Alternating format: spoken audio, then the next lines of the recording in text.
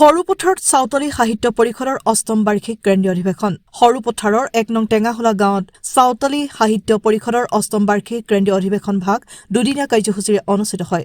প্ৰথম দিনা প্ৰতিনিধি পঞ্জীয়ন শিবিৰ মুকলি প্ৰেক্ষাগৃহ উন্মোচন আৰু বাৰ্ষিক অধিৱেশনৰ লগত সংগতি ৰাখি তাৰে চুতাম নামেৰে এখন স্মৃতি গ্ৰন্থ উন্মোচন কৰা হয়। আনহাতে আজি দ্বিতীয় দিনা চাওতালী সাংস্কৃতিক বিকাশ জাতিৰ নিচান মাঝি থান আৰু জাহেৰ থান পূজাথলী উন্মোচন কৰে। ইফালে অসমৰ ১৯খন জিলাৰ লগতে কেন্দ্ৰীয় পতাকা ভাগ উত্তোলন কৰে। দিনৰ ১১ মান বজাত এক বাৰেৰাখনীয়া সাংস্কৃতিক শোভাযাত্ৰা সম্পন্ন কৰাৰ পাছত মুকলি সভা আৰু নিশাৰ ভাগলৈ সাংস্কৃতিক সন্ধিয়া অনুষ্ঠিত হয়। নিশাৰ ভাগলৈ অধিৱেশনৰ থলী লোকে লোকাৰণ্য হৈ পৰে। আজি অসম চাওতালী সাহিত্য পৰিষদৰ অষ্টম বাৰ্ষিক অধিৱেশন গোলাঘাট জিলাৰ সৰুপথাৰ ১ নং টেঙাহোলাত দুদিনীয়া কাৰ্যসূচীৰে অনুষ্ঠিত কৰা মনস্থ কৰা হৈছিলে। তাৰে প্ৰথম দিনৰ কাৰ্যসূচী দুদিনীয়া কাৰ্যসূচী প্ৰথম দিনৰ কাৰ্যসূচী ইতিমধ্যে পাৰ হৈ গৈছে। প্ৰথম দিনৰ কাৰ্যসূচী আছিলে আমাৰ প্ৰতিনিধি পঞ্জীয়ন লগতে শিবিৰ মুকলি প্ৰেক্ষাগৃহ উন্মোচন আৰু ৰাতিলৈ প্ৰতিনিধি সভা সাংস্কৃতিক সন্ধিয়া ইমানতে আৰু লগতে আমাৰ এই বাৰ্ষিক অধিৱেশনৰ সংগতি ৰাখি তৰে চুতাম নামৰে এখন স্মৃতি গ্ৰন্থ উন্মোচন কৰা হ'ল। আৰু লগতে আমাৰ মাজত অতিথি হিচাপত আমি আমন্ত্ৰণ কৰি আনিছিলোঁ ডিব্ৰুগড় অনাতাঁৰ শিল্পী চৈত্যনাথ হেমব্ৰম লগতে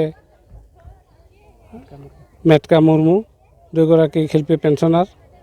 তেখেতসকলে আহি আমাৰ মাজত এই সাহিত্য উন্মোচকৰ লগত লৈ বিভিন্ন ধৰণৰ উদ্গনি আৰু লগতে আমাৰ এই তৰে চুতাম নামৰ স্মৃতি গ্ৰন্থখন উন্মোচন কৰে। তাৰ পাছত সাংস্কৃতিক সন্ধিয়া অনুষ্ঠিত কৰা হ'ল। ৰাতি আহাৰ খাই বিৰতি ৰাতি লাইট অফ কৰা হ'ল। দ্বিতীয় দিনৰ কাৰ্যসূচীৰে আমি প্ৰথম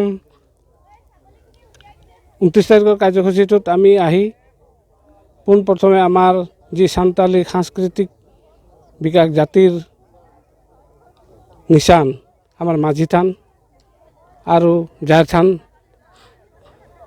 পূজাথলী এই দুই থান উন্মোচন কৰা হয়। আৰু ইয়াৰ পাছত ২ নম্বৰ কাৰ্যসূচী য'ত অসমৰ ১৯টা ডিষ্ট্ৰিক্টৰ লগতে চেণ্ট্ৰেলৰ আমি পতাকা উত্তোলন কৰোঁ। আৰু ইয়াৰ পতাকা উত্তোলন কৰি আমাৰ যি পণ্ডিত ৰঘুনাথ মুৰ্মু তেখেতৰ মুখ্য বাণীৰে আমি চাওতালী জাতীয় সংগীত হিচাপে লৈ আমি প্ৰদৰ্শন কৰিলোঁ। ইয়াৰ পাছত আজি আমি যি আমাৰ অলচিকি চাওতালী সাহিত্য পৰিষদৰ মটো সেইটোৱে হৈছে অলচিকি আৰু ইয়াকে লৈ পেলাই আজি আমি শিক্ষা ব্যৱস্থা গ্ৰহণ কৰিছোঁ। যিজনৰ আৰ্হিতে আমি আখৰ আৱিষ্কাৰ কৰি আমাক প্ৰদান কৰি আজি শিক্ষা ব্যৱস্থাৰ মাধ্যম হিচাপে ব্যৱহাৰ কৰিবলৈ আমি সুবিধা পাইছোঁ। কলগুৰু ৰঘুনাথ মুৰ্মুদেৱলৈ শ্ৰদ্ধা নিবেদিলোঁ আৰু তেখেতক আমি শ্ৰদ্ধাঞ্জলি অৰ্পণ কৰিলোঁ। এইখিনিলৈকে বৰ্তমান কাৰ্যসূচী আমাৰ হৈ গ'ল। ইয়াৰ পৰৱৰ্তী কাৰ্যসূচী আছে সাংস্কৃতিক শোভাযাত্ৰা। সাংস্কৃতিক শোভাযাত্ৰাৰ পাছতেই আমাৰ আজিৰ মুকলি সভা হ'ব। মুকলি সভাত আমি বিশেষ শিক্ষাবিদসকলক আমন্ত্ৰণ কৰিছোঁ, সাহিত্যিকসকলক আমন্ত্ৰণ কৰিছোঁ। তেখেতসকলে আহি আমাৰ মুকলি সভাত অংশগ্ৰহণ কৰিব। ইতিমধ্যে আহি পোৱা নাই, হয়তো যথাসময়ত আহি পাবহি। আমি শিক্ষামন্ত্ৰী লগতে অসম সাহিত্য সভাৰ সভাপতি আমাৰ বিশিষ্ট দেৱব্ৰত শৰ্মা সাহিত্যিক লগতে আমাৰ চাওতাল সাহিত্যিক সকলোকো নিমন্ত্ৰণ জনাইছোঁ। তেখেতসকল আহি পালে আমাৰ পৰৱৰ্তী কাৰ্যসূচী আৰম্ভ হ'ব। নিশা ভাগলৈ সাংস্কৃতিক সন্ধিয়া আছে। তাৰপিছত খাদ্য গ্ৰহণ কৰি ৰাইজে লাইট অফ কৰিব। এইখিনিলৈকে প্ৰগ্ৰাম আমাৰ চলিব আজি।